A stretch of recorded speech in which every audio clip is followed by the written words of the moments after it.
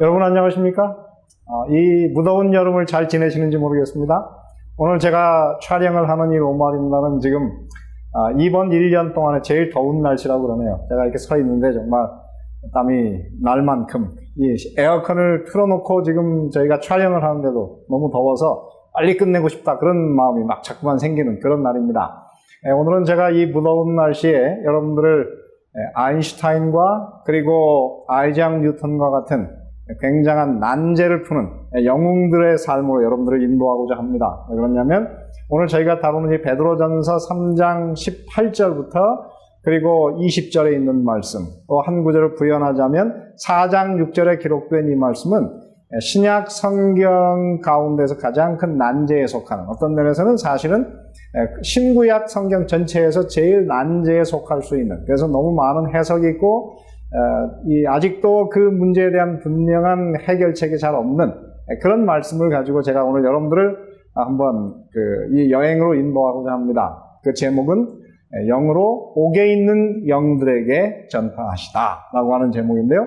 자, 한번 이 성경 말씀을 읽어보겠습니다. 베드로전서 3장 18절 19절에 있는 말씀, 육체로는 죽임을 당하시고 영으로는 살리심을 받으셨으니, 그 다음에 있는 말씀입니다.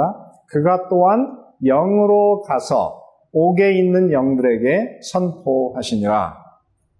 베드로전서 3장 20절, 그들은 전에 노아의 날 방주를 준비할 동안 하나님이 오래 참고 기다리실 때에 복종하지 아니하던 자들이라. 그리고 마지막 베드로전서 4장 6절, 사실을 더 곤란하게 만드는 진술의 말씀인데요. 이를 위하여 죽은 자들에게도 복음이 전파되었으니 이는 육체로는 사람으로 심판을 받으나 영으로는 하나님을 따라 살게 하려 함이라. 오늘 이 말씀이 왜 그렇게 어려운가? 그것은 바로 예수님이 죽으셨는데요. 이 사람들이 생각하기에 돌아가신 다음에 그가 영으로서, 다시 말해 육체가 없는 영으로서 그런데 보통 그러면 바로 게헨나, 죽은 영혼들이 머무는 그곳에 예수께서 가셔서 그곳에 있는 그 옥에 있는, 지옥에 있는 영들에게 예수님이 전파하셨다. 또 베드로전서 4장 6절에도 보면 죽은 자들에게도 복음이 전파되었다. 그렇다면 오늘 이 말씀에 의하면은 사람이 죽기 전에 그의 운명이 결정되는 것이 아니고 죽은 다음에도 얼마든지 복음을 들어서 우리가 회심하고 다시 구원받을 수 있는 제2의 기회가 있다는 말씀 아니겠어요? 이 말씀이 굉장히 사람들을 혼란스럽게 만듭니다. 왜냐하면 성경의 다른 일반적인 진술과는 너무 다른 말씀이기 때문에 이 말씀은 이 신약 성경을 연구하는 분들에게는 한번 꼭 해결해야 될 그런 난제에 속하는 그런 말씀입니다. 제가 신약을 늘 연구해온 사람입니다. 그래서 여러분들을 한번 최대한 인도해보고자 하지만은 어디까지 갈 수 있을지 여러분 한번 잘 들어보시고 이 문제를 한번 해결해 보시기를 바랍니다. 이 문제가 얼마나 대단한 어려운 난제인가. 이 마르틴 루터가 이 말씀을 주석하면서 그의 책에 보면 이렇게 썼어요.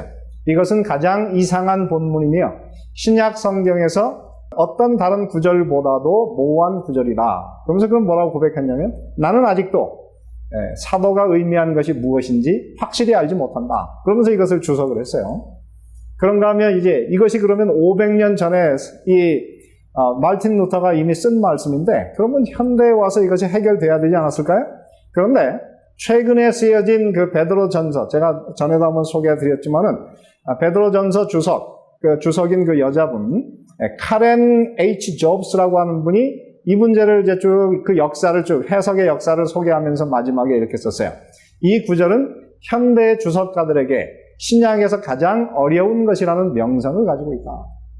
다시 말해 500년이 지났지만 아직도 이 문제에 대한 분명한 해결책이 없다 하는 것입니다. 그러므로 여러분 이런 말씀을 보면 우리가 한번 도전해서 풀어보고 싶은 그런 한번 그 도전 의식이 생기지 않습니까? 저도 그렇습니다. 그래서 제가 한번 여러분들 이 여행으로, 이 순례로 여러분들을 이끌고자 하는 건데요.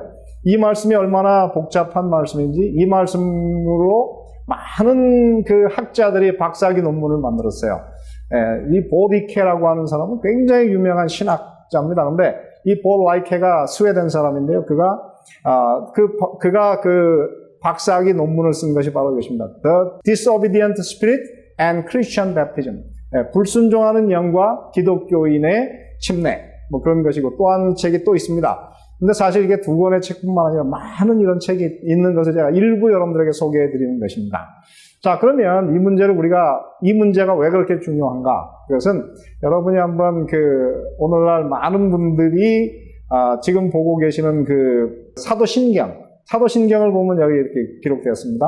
다 사실은 일반적으로 사람들에게 다 알려진 말씀이지만 그 가운데 보면 중간에 보면 이렇게 썼어요. 다 읽지는 않겠습니다. 중간에 본디오 빌라도의 통치 아래에서 고난을 받으시고 십자가에 못 박혀 돌아가시고 묻히셨으며 그 다음에 제일 문제가 되는 노란색으로 제가 하이라이트 했는데 그건 저승에 가시어. 사실은 이 말씀이 바로 이 베드로전서 3장 18절에 있는 말씀을 그대로 반영한 말씀이에요. 물론 해석은 여러 가지 다릅니다. 근데 여기 보면 예수께서 돌아가신 다음에 저승에 가셨다, 지옥에 가셨다, 그런 말씀이에요. 그래서 부활하기 전에 그분이 가셨다 하는 그런 말씀인 것입니다. 물론 지금 이제 많은 한국의 합동 찬미가 거기 맨 앞에 사실은 이 사도신경이 기록되어 있는데 이 말씀이 꼭 저승에 가시어라고 하는 말씀은 빠져 있습니다. 왜냐하면은 이 말씀이 장로교회에서는 100% 이 말씀을 받아들이는데 감리교회, 특별히 여러분 요한 웨슬레는 이것은 성서적인 해석이 아니다. 그래서 그것을 받아들이지 않고 그걸 지워버렸어요. 그래서 감리교회하고 장로교회 두 개의 종파가 한국의 주류를 이루는데 이들이 이제 만든 합동 찬미가 성경에 이것을 같이 실기 위해서 그 줄을 빼버렸어요. 그러나 이 말씀은 지금도 천주교회에도 살아있고 계신 장로교회도 여전히 똑같이 이 말씀을 애우고 있는 그런 말씀입니다. 자, 그래서 이 말씀을 처음에 이렇게 이 사도신경을 만들 때 그런 사상적인 배경이 된 사람들은 사실 이집트의 알렉산드리아 지역에 있었던 클레멘트, 오리겐, 시릴 이런 사람들이 이렇게 이제 이런 해석을 지지했습니다.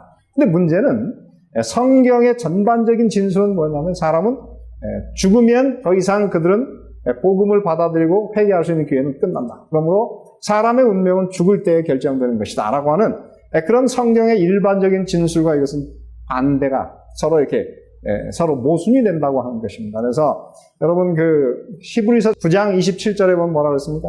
한 번 죽는 것은 사람에게 정해진 것이고 그 후에는 심판이 있을 것이다. 그 중간에 회개할 수 있는 기회가 있다는 말이 여기 없지 않습니까? 또 한 가지 말씀을 제가 보여드리죠. 요한복음 5장 27절 28절에 보면 이를 놀랍게 여기지 말라. 무덤 속에 있는 자가 다 그의 음성을 들을 때가 오나니. 자, 무덤 속에 있는 사람이 예수님의 음성을 듣습니다. 근데 어떤 음성을 듣습니까? 거기 보면은 그들이 무덤 속에서 예수님의 말씀을 다시 듣고 회심하는 것이 아니고 그들을 죽음에서 깨우는데 어떻게 깨워요? 선한 일을 행한 자는 생명의 부활로, 악한 일을 행한 자는 심판의 부활로. 그러므로 죽은 다음에 그들이 예수님의 음성을 듣는 단 한 번의 기회는 생명의 부활 혹은 심판의 부활이지 두 번째 복음을 듣고 회개한다. 그런 얘기는 성경에 없는 것입니다. 그래서 이 문제 때문에 고민을 하던 어거스틴은 뭐라고 했냐면 이 말씀은 홍수 전에 예수님께서 노아에게 성령을 통해서 홍수 시대 사람들에게 복음을 전한 것을 얘기하는 것이다. 그렇게 그가 이야기를 했고요. 말틴 루터도 이것 때문에 고민하다가 아마도 예수님께서 부활하시기 전에 지옥에 갇혀 있는 악한 천사들, 사단과 악한 천사들에게 복음을 전한, 내가 승리했다라고 하는 것을 선포하는 그런 것이 아닌가, 그렇게 해석을 했고요. 그 다음에 칼빈도 역시 비슷한 이야기를 했어요.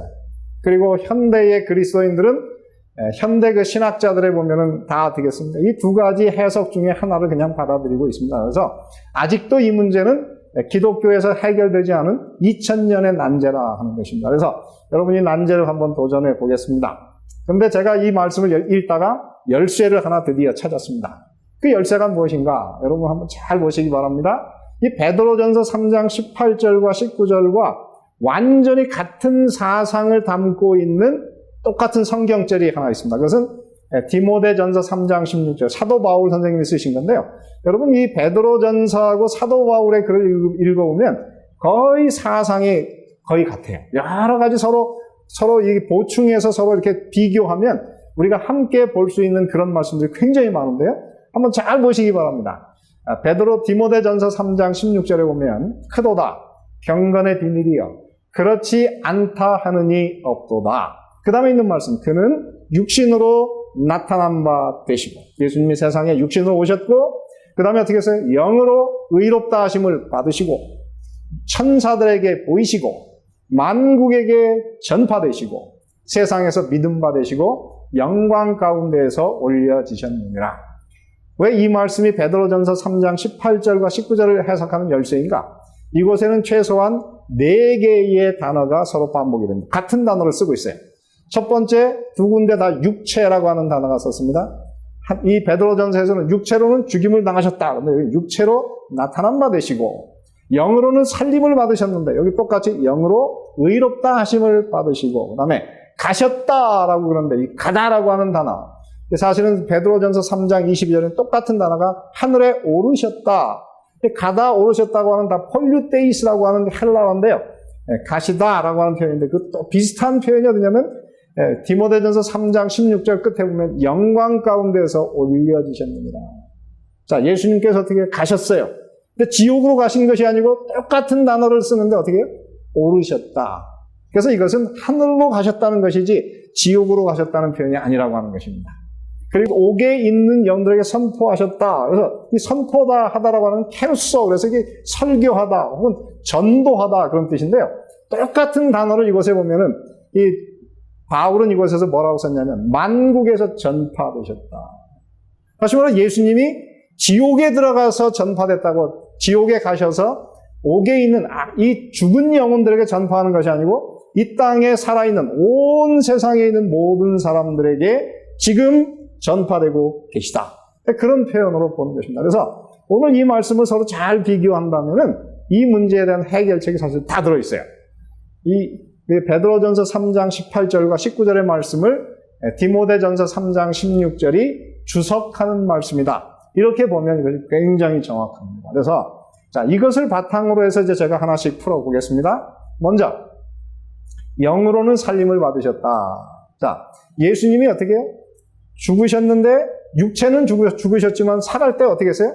하나님의 성령에 의해서 살림을 받으셨어요. 그래서 그 다음에 그가 영으로 갔다. 그런데 어떻게 영으로 가셨을까요? 그가 부활하신, 성령에서 부활하신 하나님의 영적인 존재로서 가셨다는 것이기 때문에 육체가 없는, 육체는 죽으신 상태에서 육체와 분리된 영으로서 가셨다는 것은 아닌 것 같습니다. 그래서 이 말씀을 해석하는 또 하나의 중요한 말씀이, 저는 그래서 사도 바울 선생님을 참 좋아합니다. 이 베드로, 이 어려운 것을 해결할 수 있는 열쇠가 사실은 사도 바울 선생님이 다 주셨어요. 고린도전서 15장 43절 44절에 보면 육체적인 것과 부활한 것을 서로 비교하는데요. 이 부활에 대해서 이렇게 설명합니다. 죽은 자의 부활도 그와 같으니, 그 다음에 썩을 것으로 심고 썩지 아니할 것으로 다시 살며, 욕된 것으로 심고 영광스러운 것으로 다시 살아나며, 악한 것으로 심고 강한 것으로 다시 살아나며, 육의 몸으로 심고, 여기 굉장히 중요한 표현, 몸인데 어떤 몸으로 살아나요? 신령한 몸으로 다시 살아나나니, 육의 몸이 있은즉 또 영의 몸도 있느니라. 예수님께서 우리를 부활하실 때 우리가 다시는 죽지 않고 썩지 않는 몸으로 부활한 것을 뭐라고 했습니까? 신령한 몸, 죽지 않는 이 영의 몸이다. 그렇게 표현했으므로 위에 예수께서 영으로 살리심을 받으셨다는 것은 예수께서 어떻게 썩지 않는 영적인 몸으로, 그래서 그 몸을 가지시고 그분이 가셨기 때문에 예수님께서 영의 몸으로, 영으로 지옥에 가신 것이 아니고 하나님 보좌 우편으로 가시는 것을 이야기하는 것이 분명한 것입니다. 그러면 여기 분명한 해석이 있어요. 여러분, 결코 예수님이 이 육체와 분리된 영으로 지옥에 가신 것이 아니고 예수께서 부활하신 영적인 몸으로 하나님 보좌 우편에 가셨다. 이렇게 해석하는 것이 올바르다 하는 것입니다. 자, 이제 이 문제가 이해가 되면 다른 문제는 굉장히 쉬워요. 두 번째, 가셨다. 여기 보면 사도신경에 저승에 가셔서라고 하는 그 말씀을 오늘 이제 베드로전서 3장 8절에 보면 영으로 가셔서 그랬는데요. 아까도 말씀드렸지만 베드로전서 3장 21절에 보면 그는 하늘에 오르사. 자, 그래서 보면 영으로 가셨는데 어디로 가셨다는 말이 여기 없어요. 어디로 가셨습니까? 베드로전서 3장 21절에 보면 하늘에 오르셨다. 하나님 보좌 우편에 앉으셨다 하는 표현입니다. 그러므로 오늘 이 말씀에 의하면 지옥으로 가신 것이 아니고 하나님 보좌 우편으로 가셨다. 이렇게 해석하면 이 문제가 굉장히 아주 쉽게 해결이 됩니다. 그러면 옥에 있는 영들이란 말이 무엇인가? 이게 참 중요한 것입니다. 오늘 이곳에 보면은 이 옥이라고 하는 개념을 우리가 알아야 되는데, 이 옥은 성경 전반적인 배경으로 보면은 사단과 그의 그 악한 천사들, 타락한 천사들이 천년기 동안에 1000년 동안 갇혀있는 그 무적행, 그것을 뭐라고 불렀냐? 옥이라 불렀어요. 그래서 이 지구가 사실은 지금은 아니지만 예수께서 재림하신 후에는 1000년간 이 지구가 옥이 될 것입니다. 그래서 이 1000년 후에 이제 그 악한 그 천사가 놓일 때에 죽었던 모든 사람들이 부활한 이곳이 바로 옥이 될 것이기 때문에 예수님께서 결국 옥에 있는 영들에게 전파하셨다. 누구에게 전파한 걸까요? 아까 말씀하신 대로 부활하신 후에 사도들에 의해서, 그리고 하나님의 성령에 의해서 만국에게 전파되시는, 온 세상 모든 사람들에게 이 복음이 전파되는 사상을 오늘 이곳에서 이야기하고 있는 것이죠. 마지막, 그러면 죽은 자들에게도 복음이 전파돼요. 여러분, 이 말씀이 굉장히 혼란스럽지 않습니까? 죽은 사람들에게 예수님의 복음을 다시 전파할 수 있을까요? 이 말씀도 고린도전서 15장 29절의 해결을 해줍니다. 자, 여기 보면 이렇게 썼어요. 사실 이 말씀도 굉장한 그 난해 성경절인데요. 한번 보시기 바랍니다. 만일 죽은 자들이 도무지 다시 살아나지 못하면 죽은 자들을 위해서 침례를 받는 자들이 무엇을 하겠느냐. 참 재밌는 표현이 있지 않습니까? 1세기에 고린도 교회 그리스도인들이 죽은 자들을 위해서 침례를 받았다. 자, 그러면 우리 조상들을 위해서, 돌아가신 조상들을 위해서 내가 침례를 받으면 우리 조상들이 구원을 다시 받나요? 그렇게 생각할 수 있지만 이 고린도전서 전반적인 배경에서 보면 죽었다는 것은 영적으로 죽은, 하나님을 알지 못해서 영적으로 죽은 사람들이 침례를 받아서 어떻게 영적으로 부활하는 경험. 그래서 침례를 받고 예수님을 알기 전까지는 그들은 영적으로 죽은 사람들이에요. 그리고 베드로전서 4장 6절에 이를 위하여 죽은 자들에게도 복음이 전파되었으니, 이 말은 무엇입니까?